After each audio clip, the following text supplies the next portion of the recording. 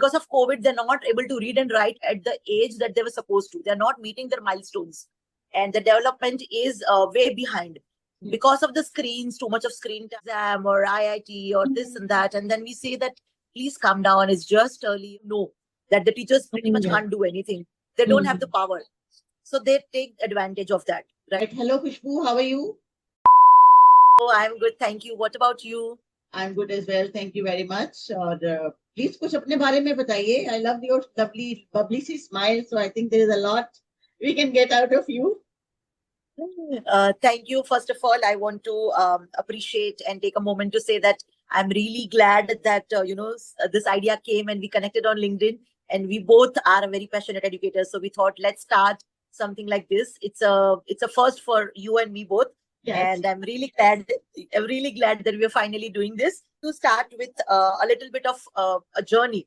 So how did you start and kahan se shuru kiya? Kaise I know you've told me behind the recording, but for all the viewers who are watching, like, what is your journey as an educator? आपने कहाँ से शुरुआत की? आप कौन सा subject पढ़ाते हो? आपको क्या चीजें बहुत पैशनेट लगती है टीचिंग के बारे में?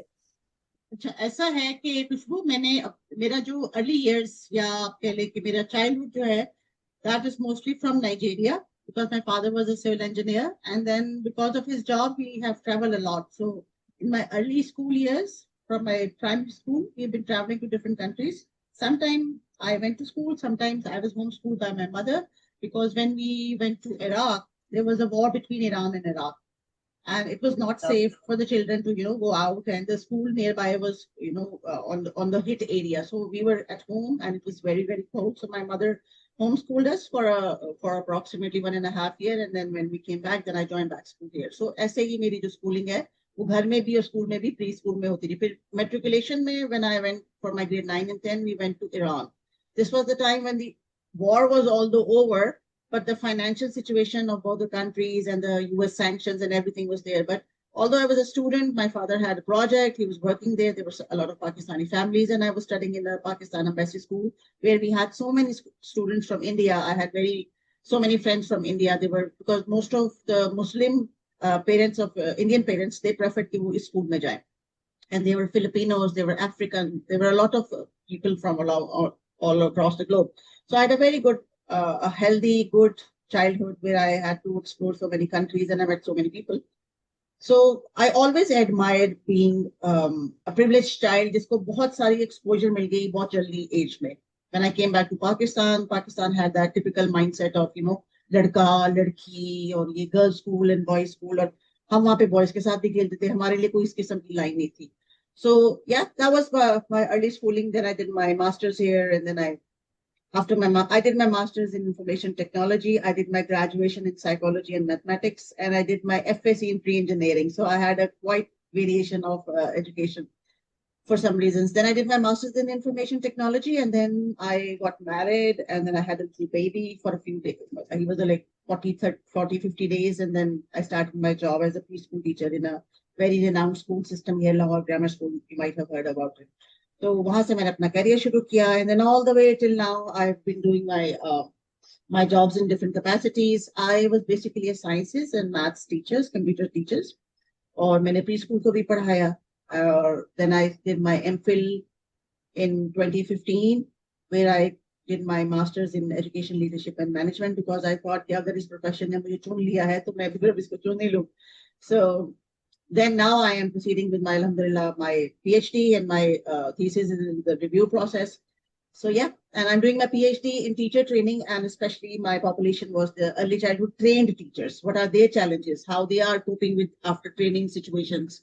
Because usually there are no follow-up happening after the classrooms are getting trained teachers. So that was about my PhD studies. What about you? Interesting. I have been in the industry for around 15 years now, so a decade and a half, and I started my journey as an English teacher. I also did some of the pre-PTC teachers, which is the teachers who want to teach to the pre-primary schools graders. So I did that also for a year, and then I was doing that for quite some years. Then once I came back from my maternity leave is when I really thought that, okay, now I need to do something else. I can't just be doing the same thing over and over and over. By that time, I was in the profession for around 7-8 years. So, and I was being happy being a teacher. I love teaching. I'm a very passionate teacher. And English is again very close to my heart because I'm an avid reader. So I love reading literature and explaining those things to the students. But when I came back, I thought, okay, I need to bring something more. So I went into teacher training just like you. And from there on, I became a coordinator. My forte lies in international education. So I did my Cambridge curriculum and then IB curriculum. So that's my expertise. And from there on, I became a headmistress. And now I'm a head of a school. So that's the journey that I've had. I have always been very privileged, again, like you said, that I have also grown up with both my parents working. So we were very independent from the start, and being the eldest of the three siblings, I was always very independent. I was always into, reading and learning and very curious. So I knew from the very beginning that I want to be a teacher and I want to have that impact. Sadly, now the teachers that I see, the teachers that we train, the teachers that we see around do not have that same spark that we used to have. Yeah. But that's something that we can maybe discuss later. Yes, of course, of course. The change in the children. Let's talk about the children first. There is a lot of change in the children as well.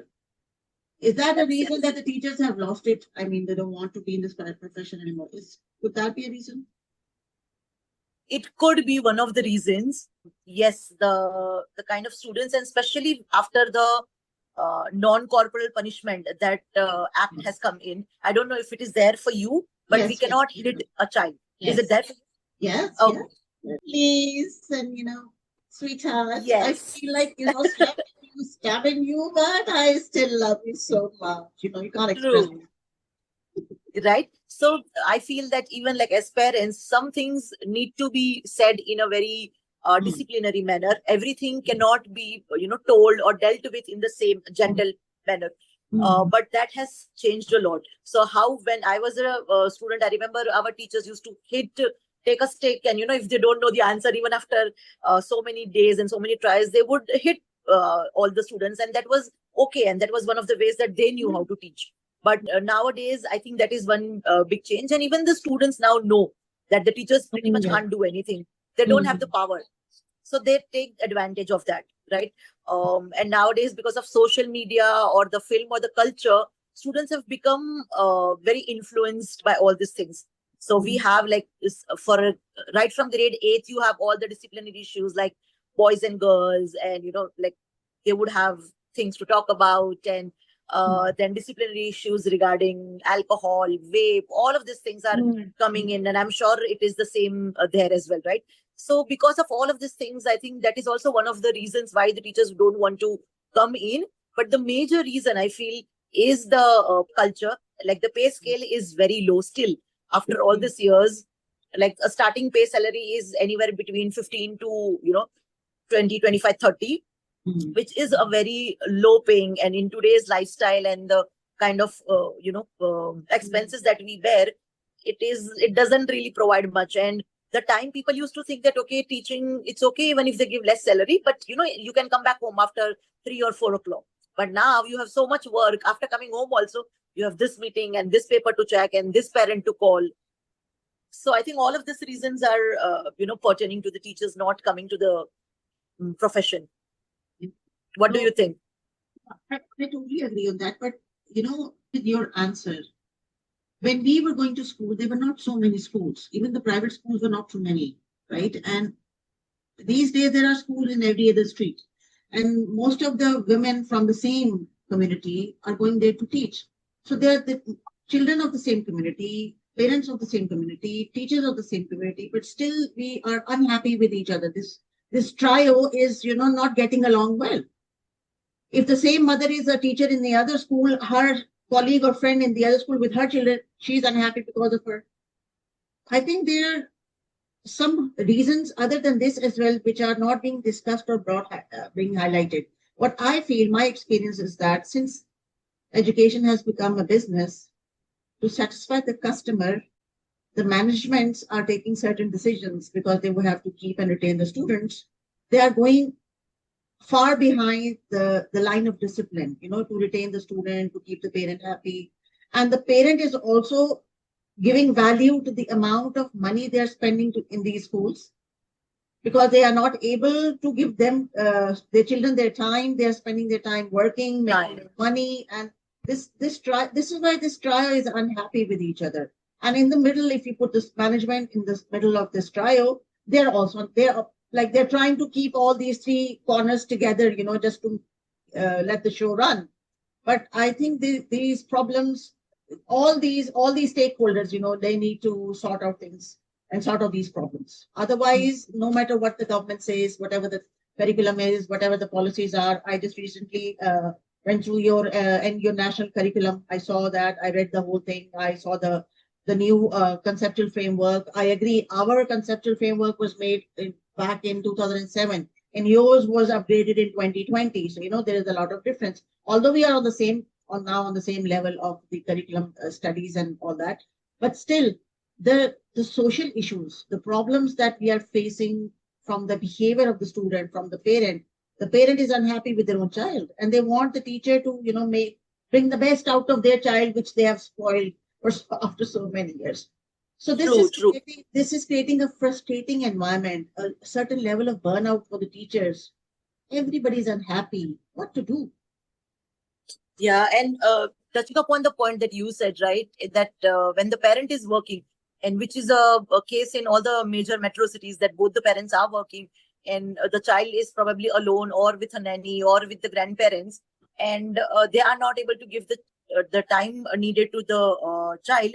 All the responsibility is suddenly thrown at the teacher. Like I remember one teacher, she had to also pack the bag of what notebooks to send. And when she told the parent that, can you at least ensure that the child brings books and all the correct things as per the timetable, the parent is like, "Whoa, but we are paying you so much. Can't you do it?" And this is the attitude of the parents these days, that now that they're paying, and in international education, like higher the fees, they think that it's all the responsibility of the school itself. Even if it's a disciplinary concern and you call them, they will say, "Oh, but you should take care of it," like as if it is our responsibility. But as you rightly said, that all these three are equally responsible. Parents, of course, are more responsible, but nowadays they do not take that much of responsibility, and they're trying to push that towards the schooling, which is really not helping with the balance of this whole trio. So that's one of the challenge. I also wanted to know that what specifically is the biggest challenge in the early years education in Pakistan, since that is your forte, and how do you think they can be addressed? Yes, Vishnu, that's an excellent question. The similar situation is happening in the early years. Although the government of Pakistan, Punjab, and all the other provinces are working a lot, they have taken these initiatives to improve the quality of the early years in school. But the point is that we as parents in our society still have those same high expectations that we expect a grade 12 student. So when I go to the classrooms, when I speak to the teachers, they are also pointing at the parents, that the parents don't teach them anything. They just want us teachers to pamper their children as the way they pamper them at home.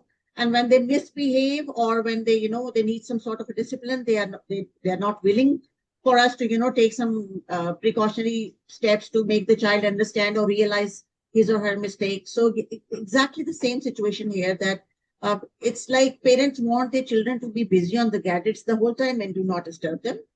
Like there is a do not disturb label all the time there. The child cannot approach the parent to ask for anything. All they do is provide them with the latest toys, the latest gadgets, the latest cartoons, all these gadgets. But the human touch that a parent needs to have with the child is missing. And they expect the school and the teacher to develop the same thing. Now, the point is that if a parent has 2 or 3 children under the age of 6 or 7 or 8, but the teacher has 30 plus students in her class, how can she, on an average, cater your child the way you want it to, your child want it? And everybody here is expecting, we still have that situation here, mera bachche ki kya position aayi hai, even in playgroup. So is the same situation there on your side?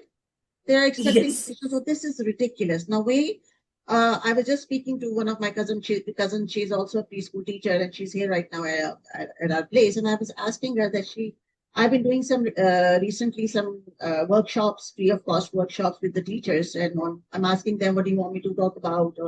So they are highlighting this issue of parenting. Now, when I speak to the parents or when I speak to the teachers, the picture isn't, parents are not satisfied. They say that the teachers or the school is not doing much.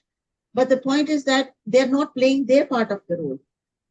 They have to be the, if we are teaching a child, for example, if I am teaching my teachers developmentally appropriate activities, so that a 3.5-year-old and a 4.5-year-old is treated differently. But when the parents are bringing the child into the school, they claim that my child is capable of this. So you will not decide. I will decide which grade my child will go. And they preferably make them go in a higher grade. Now, when there are children for example, if the child is 3.5, at home, they will prepare the child so much, they make them understand the rhymes, the shapes, the colors, because it is their task to just push the child in the school. And when they will meet those, when the child will learn all that, they will say, no, he is not capable for playgroup. He'll go in nursery straight away. Now, there are so many other things the child needs to understand or learn, or at least to get climatized with the school environment. There's different things happening in the school. There are so many other soft skills that the child needs to learn while being in, children of the same age group. But the parents have so unreal expectations, and they want the child, a 3-year-old and a 4-year-old, to become something. I remember from this example, 3 years back, I was in Texila. I was there for teacher training. And the principal, he was a wonderful man. The couple, both of them were running the school. The lady was looking after the preschool, and the man was looking after the grade 1 and onwards. And early morning, we were having this little informal chit chat and, just discussing. And I raised a few points that these are my concerns, that, we should not go for positions and, force children and all this ratta system, this rote learning. So now that poor soul, the principal, he said that, what, Madam Sadaf, but practice makes a man perfect. And I told him, sir, please stop here. Can you repeat your sentence again? It says practice makes a man perfect. It is not for a 3-year-old. 3-year-olds have nothing to do with perfection. They will play with the mud. They will run after ants. They will, eat some garbage from the floor. They will explore life. So why do we apply for a 30-year-old man's, phrase to a 3-year-old? And then he was like astonished. Like, oh, I never thought of that. That's just the point. Adults never think what a child is going through. They just want compliance. And most of our adults around us are so much emotionally disturbed. They don't know how to deal with themselves, and they are expecting the children who are still learning to, come out to be perfect human, like robots or something, perfect human beings by the very young age. They just started exploring life. So these contradictions are still existing. No matter what we do, no matter how much awareness we create, there are still such hard barriers that no matter what we have been trying hard, but although there is a lot of change, I see men changing their children's diaper. At our times, it was like, oh, hey, मेरे बेटे से ये अपने बच्चे का pamper change करवा रही थी, रात को वो इसको फीडर पिला रहा था, नवाबजादी सो रही थी. We had this sort of environment. But now I see children and boys especially taking part in that, and it's a good sign. And I'm happy that this change is happening. Sets of parents that now we have identified that one is the type that you rightly mentioned, that they have so much of expectations right from the early years, that oh, mera beta to should be engineer and a doctor, and just before they hold a pencil, they have mapped their whole career that this is how it should be like. Yes. But that is so unfair for that little child, right? Like, who's just stepping into an institution. School is the second institution that they enter. So there are so many different things that they're getting used to. There's a new phase, there's a new mother teacher that they're, getting acclimate to. And then there is the IMAs or the support staff that they have to be with. Then there are the other 30 kids in the classroom. So there is so much of change. And the poor child is just thrown into this, by not their own wish, but just because the parents want them to do it. So it is so unfair. And yet they are, trying to learn on their go. So this is one set of parents who, really are very pushy, and they would want to know that, oh, would my child clear a NEET exam or IIT or this and that? And then we say that, please calm down. It's just early years, and, it's a long way. The jobs that he will be going for are not invented yet. Yes, so, exactly. Right. So just have faith, and education does not mean that we guarantee jobs. That's a very industrialized mindset. Yes, yes. So why not think of an entrepreneur Why not think of that, something that they will do very differently? So that mindset shift has to change. Second set of parents who are a little bit evolved, a little woke, educated, they understand that, okay, we can't decide on the behalf of the child and we don't know yet what will happen. So, let it be. But they are overly not, they have left the conversation and they Yes. are like They're over helicopters. relaxed. They're Yes. helicopter parents. Yes. So Exactly. these are the two extremes. Either they are over concerned or they're not concerned at all. At all. And Yes. we need to find a good enough balance somewhere in the mid, where we can tell the parents that, see, this is what the education is about and the children are learning this way. One more thing, that after COVID, I have seen and I don't know if it's on your side, please correct me if I'm wrong. Because of COVID, they're not able to read and write at the age that they were supposed to. They're not meeting their milestones. And the development is way behind. Because of the screens, too much of screen time, and because of isolation, because of no social skills, now they are not able to read, write, even potty trained at a certain age. I see people in grade 1 and they're still not potty trained. So those are some of the challenges that I see around in the early years segment. You may want to add your perspective to it. Yes, yes, you're absolutely right. And I think so. One of the reasons for that was because COVID was a sudden change. And parents, unintentionally or intentionally, I'm not going to, label them anything like that, but because they had thought that all this responsibility belongs to the school and the teacher, when the children were kept at home, the mothers had no clue what to do. And I remember so many parents coming to me during COVID and after COVID, that hats off to you guys. I cannot take care of my children the way you used to do. You used to keep them with activities and all that. And my children, there are different variations in the children also. Some children want activities, some want to sit and read, some had mood swings, some, some like to manipulate with the situation, some like to prefer and do blackmailing to the parents. That we as teachers, we face all these sort of multiple behaviors. And when children were kept at home, rather confined at home, so many other disabilities, I won't say disabilities, but so many other challenging behaviors, they also popped out of nowhere. They were new for the parents as well. मेरा बच्चा पहले तो नहीं ऐसा था, अब ऐसे कर रहा है. Because you are spending that time of the day when the child was in school and the teacher was dealing with all this, right? He was showing these tantrums and these mood swings to the teacher. But you are there and you have to look after the food and the financial situation and the COVID order and everything else. So, this is, I think, there were so many parents who, went to the internet, they read how to deal with our children, how to, make worksheets. Some of them bought printers, some of them, went to buy books and all that was happening.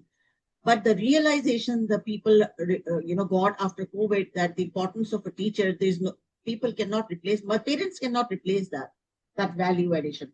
So this is still lingering. This thing is still lingering and people are struggling. And with this point, I wanted to ask something from you. What is, when a child comes to your school, like for preschool, right, under the age of 6, are the parents reading to their children, making them involved in studies, or is there a culture there? So what about your situation? Here, parents कहते हैं कि बस school जाएगा तो सब सीख लेगा, हमने कुछ नहीं सिखाना. If it's the first child, then the situation is different. फिर सब बैठ जाते हैं उसको पढ़ाने के लिए. Color भी आया उसको, shapes भी आया उसको, अब भी सब आ जाए. But if it's the second, third, or fourth child, parents से school जाएगा सब सीख लेगा. What is on your side? So reading is something, again, that we have seen that after COVID, there has been a major drop in the way the learners or the students used to read pre-COVID, and now that they culture, reading is something, it's a skill that it needs to be done over and over and over, and it needs to have that environment. If the child sees the mother all day on the phone or the father on the TV, and then you ask them to go sit and read, then it will happen for a day or 2 days, and then that's it. But if it's an environment in the house, then only the reading habit can get inculcated. For example, my daughter, so we wanted to ensure that she is a reader, because I'm an avid reader and I love reading, and I can't sleep if I don't get to read my 10 pages or 20 pages. And I ensure that whenever I get time, I sit with my book and I carry my book everywhere. So it's not something that I have done after I had my child. No. This has been with me since I was a toddler myself. And, I saw my parents reading. And even though we had a TV, nobody, after having dinner, nobody would switch on the TV and just sit and talk. Everybody would grab a book or something, and then people would just be sitting in the living room and reading. And then if they want to share something, or there are some reflections, or there's a really nice poem or anything, they would share it. So that is something that we saw, and we really valued that. And we thought that reading is something that one needs to have for your communication skills. It, really makes you imagine better, makes you critical, makes you more empathetic. So I've always valued that, and I wanted to give that gift to my child. So what I did was, every night while I was pregnant also, I would open a child's book and I would read to her. And then after she was bored, I would do that. And we continued doing that. Now she's 9 years old and she finishes books faster, much faster than I finish a book. And, I'm so proud. And everybody asks me that, how is this? And of course, see, if she's a very good reader, she's a very fast reader, then her communication is even better than her age group. So everybody keeps asking me that, how do you send her to any classes, like, or what is it? But I always say that it is the culture. If the parents are not doing it, then it will never come. Even if you send them to tuitions, even if you send them anywhere, any classes, if you don't create that environment for your child, it will not happen, right? If I say that, oh, you use please, thank you, but the father is shouting in the house and abusing every day, do you think the child will pick up the good things to say or to pick up, right? So it's always your environment. So that's one thing that I believe needs to be corrected first, and then of course everything else can follow. Yes, I go from the perspective of a school management individual. What do you think is what are the challenges of them? We have spoken about the children, the parents, and the teachers, but what is the perspective of the management? I would like to have that.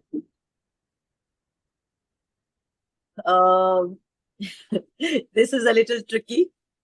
I know, but we have to talk. In perspective, there are, like, it's a nuanced again perspective, since it is a body that also pays after all the teachers and the things that entail in the school.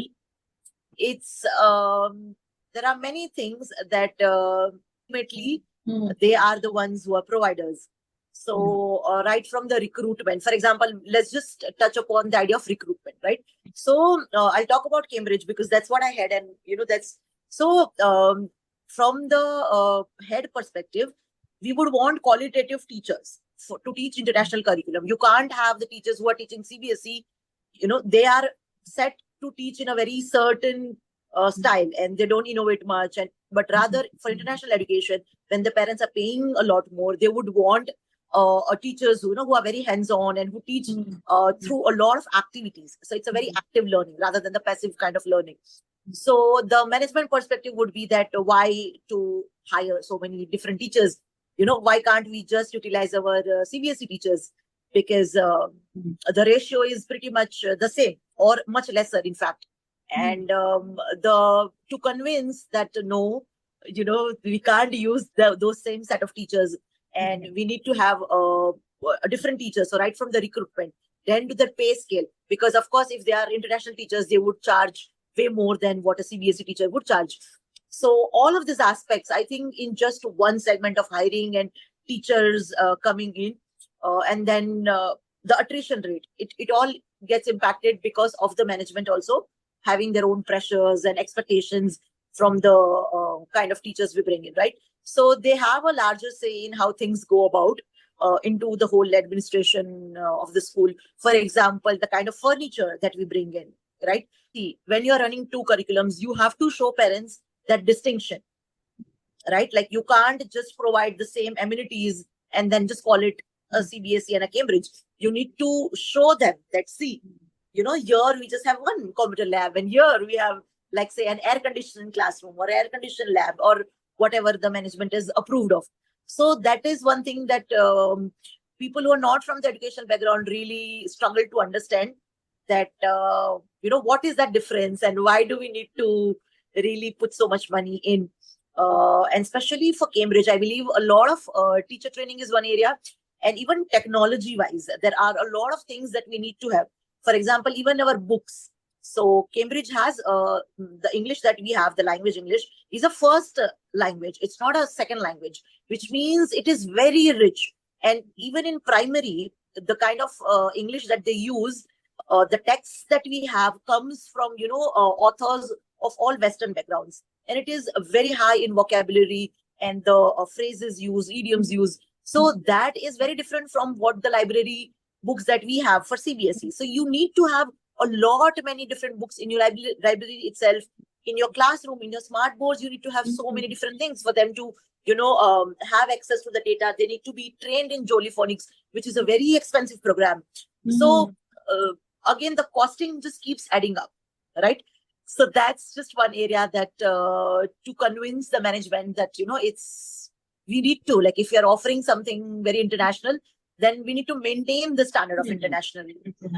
Are you happy with the quality of the teachers or the students that they come for teaching? I mean, I recently experienced that there are more teachers are by chance. So what is the situation there? Are there teachers by chance also? Because यहाँ पे तो preference है, even if you're MSc zoology, botany or MPhil mathematics or whatever, you still are going to be a teacher. And as taken as non-seriously, the preschool, okay, there's the preschool here, you can start becoming a playgroup teacher, playgroup में क्या पढ़ाना होता है, ये तो पढ़ाना नहीं होता है ना. All this ideology that we have here, is it similar over there as well? It is similar, but I would say, see, I don't know about the CBSE thing, because it of course differs for them, your space or the primary space. International education is a little different. Of course, the kind of teachers that we used to get 15 years back are not coming in. So what to do, right? Like, we need to have teachers, like AI has not still replaced them. So we need to find good teachers. But for international, it is still a little better that, we have young girls coming in and who would otherwise, just get married or not do anything else. But they are now coming into and working as a preschool teachers. And the young teachers are like very good option rather than having any other curriculum teachers, I believe, because they are very young and enthusiastic and open to learning. And they haven't had any experience, which is always better than having an experience and then unlearning and relearning.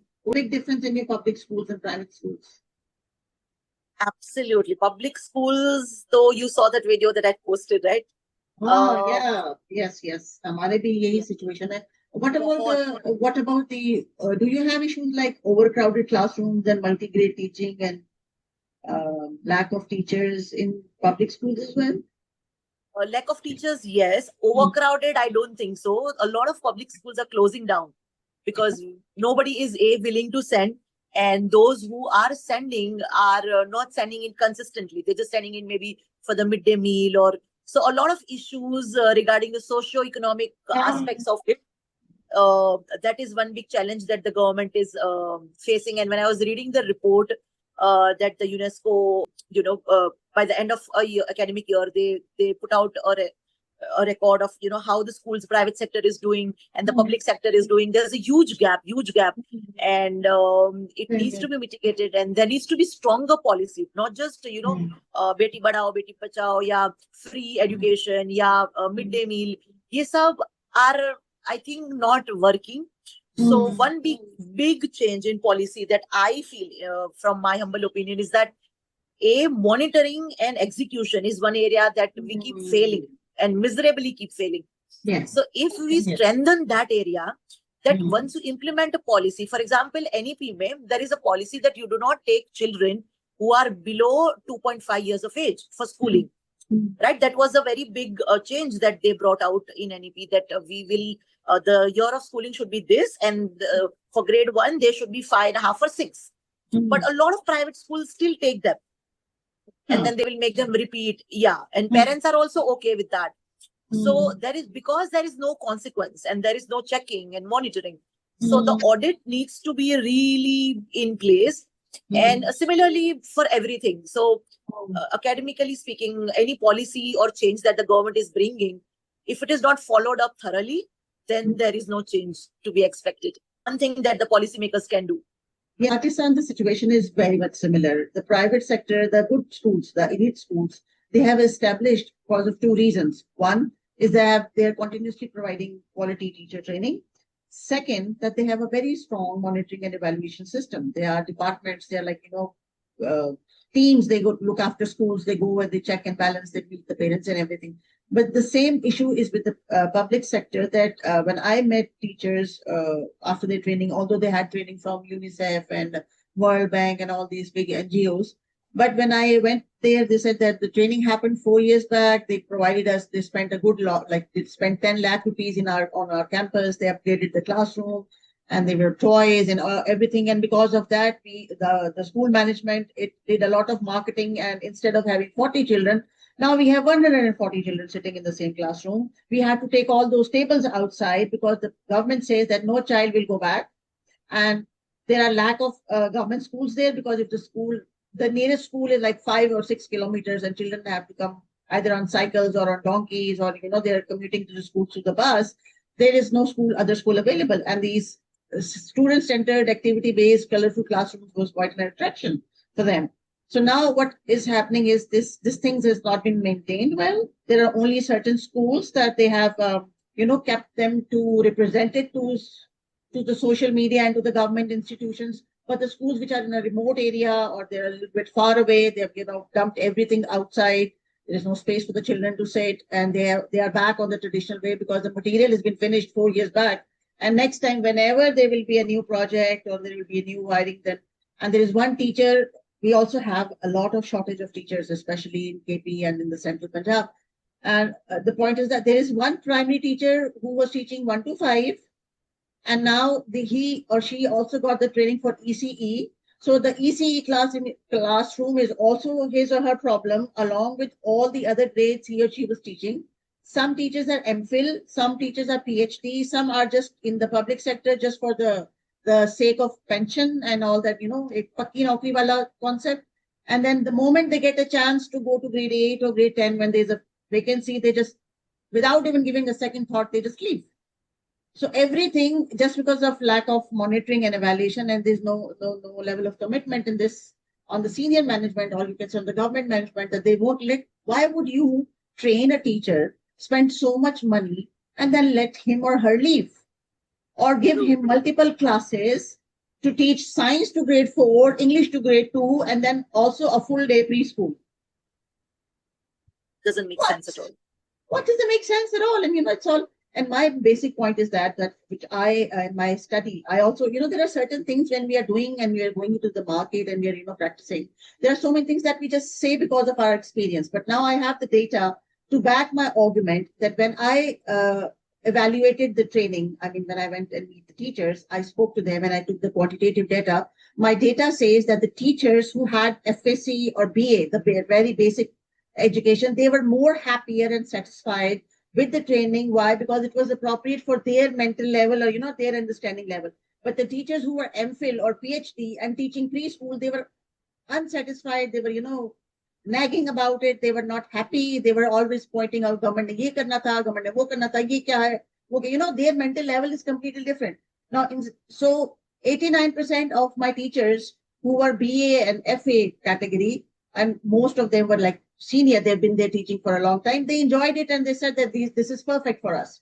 But the ones who had higher grades because they were not aspired to be a preschool teacher, they were not giving their 100% to the job despite being all the other challenges. So my target was to see if they are satisfied after a training. Of course, it's a UNICEF training. It's an international training. I could not question the training because everything was like high standard, high quality, and they go around the globe to give trainings. I was not questioning the training. I was questioning their behaviors after the training, that even they were satisfied, they were still not able to perform, and how confident they were. Because once, after a training, you are, satisfied, then your confidence level is different. But when you are in the training complaining, ye masla hai, wo masla hai, government ne ye nahi kiya, wo nahi kiya, whatever, then you are not satisfied and then you are not confident and then you are not implementing it. But I also met wonderful teachers, despite with the challenges and lack of resources, they were still, trying to make the end meet. They were bringing things from home, or they were going into the community to ask for, donations. But these were the ones who were satisfied from the training, and they were confident that they can still make things happen. But the other ones, on the other hand, they were just, okay, bas kaam khatam. Training दिखाने का था, we had to just show it in the social media and reports में आना था तो बस ठीक है, हो गया, that's हो गया. So these two behaviors were a very big, eye opener for me. And I am writing a paper also about it to, a policy document so that I can recommend it to the government of KP that these are my findings. And please, if you can look after it, because the hiring criteria was also based on marks. Itne marks FSC, itne marks BA, itne marks MA, MPhil. So obviously the one who had the highest score was, getting that position.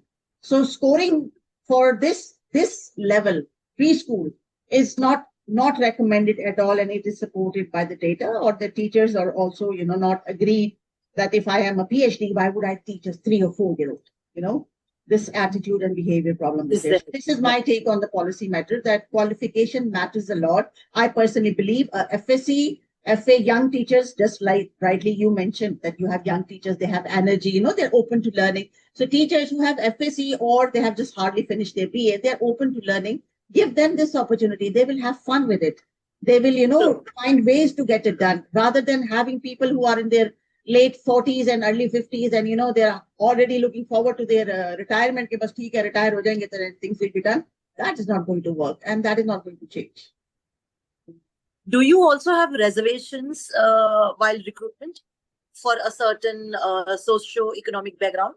I think in the public sector, I don't know because I have not worked in the public sector. I did my research although, but in the private sector, it depends on how much the school is willing to pay and what kind of a social background the school is coming from. If it's a big school like Beacon House and LGS, obviously when they're hiring teachers, they also look forward to unki family ka background kya hai, ya father kya karte hain, ya husband kya karte hain. There's a yes, only on certain cases, if the school is in a remote area where there are less educated people and there are less females, then yes, they do compromise on that as well. But the training system is very strong, the monitoring system is strong. They look after that teacher, they groom her, they even tell her what to wear, how to speak, all those aspects of being a good teacher is, drilled on her. But for the low socioeconomic schools like jahan pe fees is not the fees, sorry, the salary is 10,000, 12,000, 15,000. I don't think so that matter a lot because these schools are running on the survival mode. Because teachers come in, saal ded ke baad shaadi hogi, chale gaye, bacha ho gaya, chale gaye. They are so inconsistent with their job and so unprofessional about that even these schools are not willing to spend time and money on trainings because they say हम train करते हैं और ये 6 महीने बाद चली जाती है. Or some of the teachers, they are so I'm sorry to say, but so unethical कि वो training एक school से लेती है, एक school से साल का experience लेती है और next year अगले school में जहाँ vacancy आती है, even for 2, 3, 4,000 rupees, they'll just switch. They will, yes, that is a trend we have also seen. Yes, and they don't even honor or respect that the place which gave you time and spent energy on you और आपको सिखाया है, वो इतना आंखों में शर्म का पानी भी नहीं रहा ना. So these are the problems here. और जब ये टीचरों को बात करो तो उनको तकलीफ भी होती है, उनको चुभती भी है ये बातें. ये जो सच है वो तो सच है ना, जो सच है वो तो सच है. हम जितना मर्जी इसको deny कर ले, ourselves as teachers have lost it as well. We have lost our respect because if my child's teacher is just going to skip in the middle of the year without informing the school management, following the proper way of giving a resignation letter, what will be my impression if I see the same teacher in another school? Right? I will not be appreciating her. Even if my sister's child is going to that school, I'll say, us teacher se bach ke rehna ya us teacher se na padna dena. This is a cycle. It happens.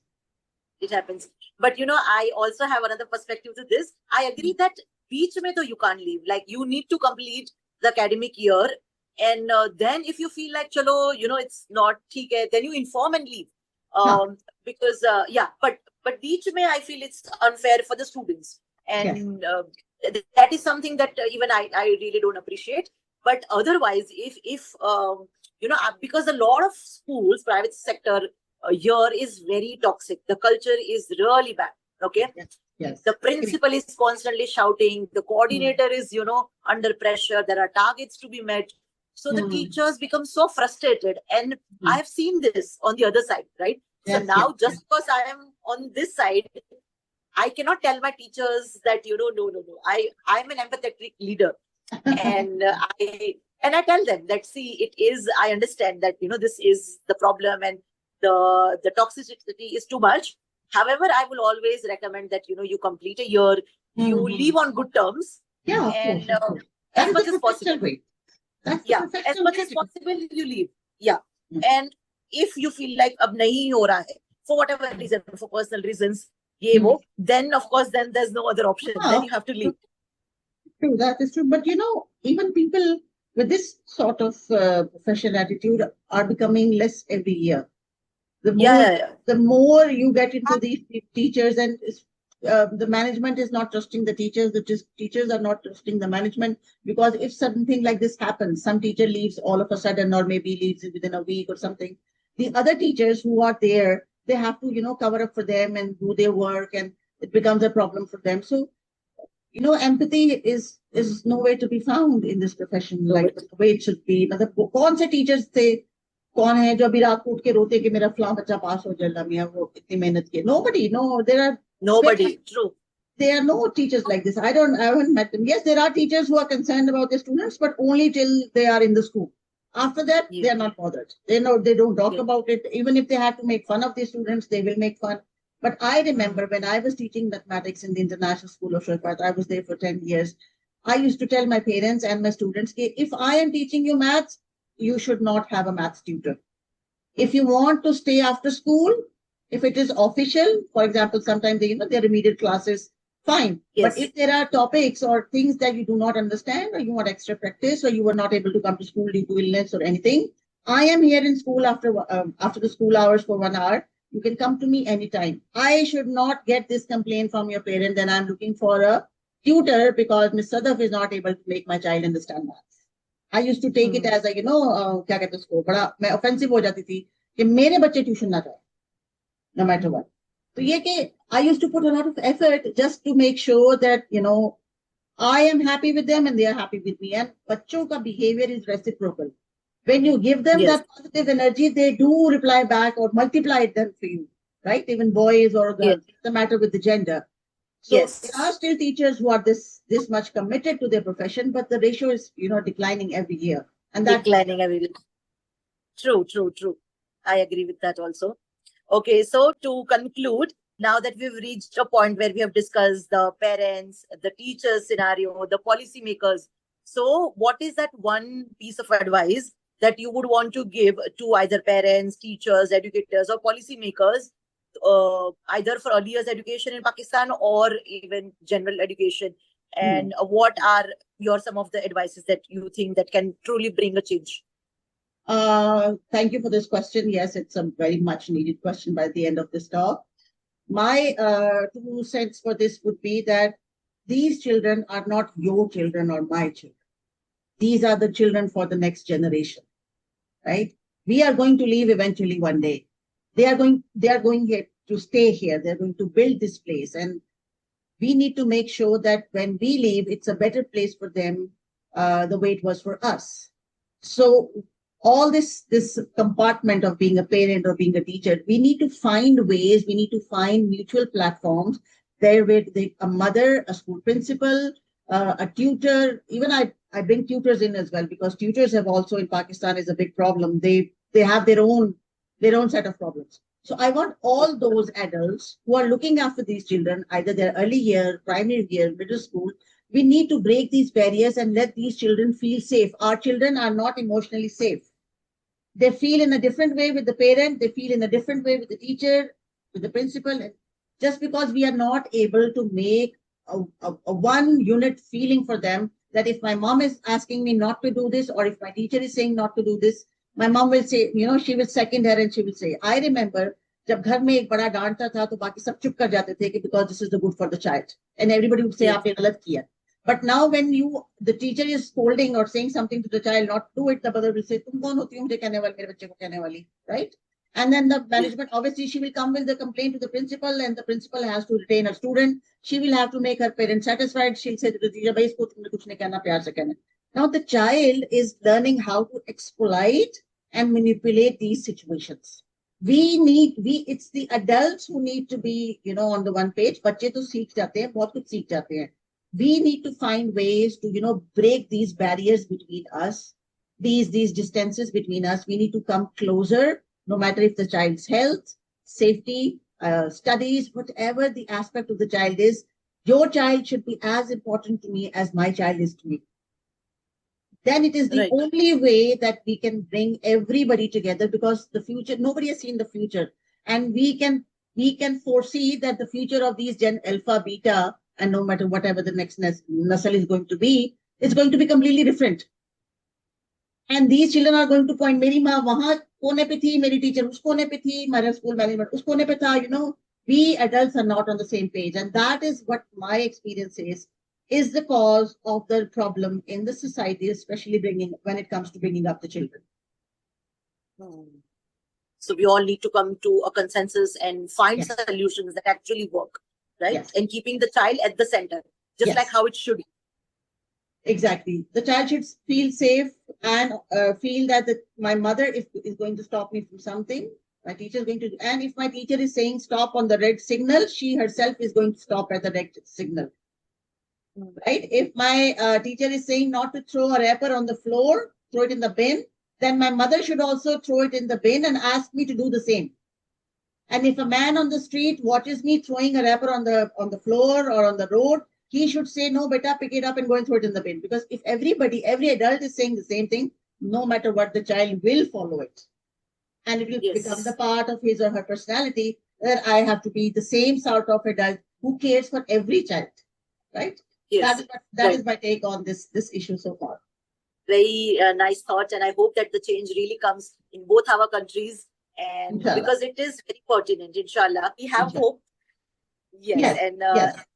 We should never lose hope. We know what is going to come after all this hardship. Yes. So we are always looking forward to that. Yes. Yes, true. Any parting thoughts, anything that you would want to say? I would like you to share something about how you feel about this talk today. As I said in my opening statement, that I was very delighted that I met you on LinkedIn, and I felt instantly that okay, you are on a similar wavelength that I am, and this talk has really strengthened my belief that as educators, no matter where we live, and the situation is the same, and we really need to have hands-on things now to really curb the educational system. Yeah. Otherwise, it's going to get ruined very fast and very soon. Like we can see it happening. So I'm really glad that you took that initiative, and I hope that we can collaborate in the future as well. Yes. Here's to hoping more endeavors together. Yes, good. Looking forward to that as well, Khushbu. It was lovely talking to you.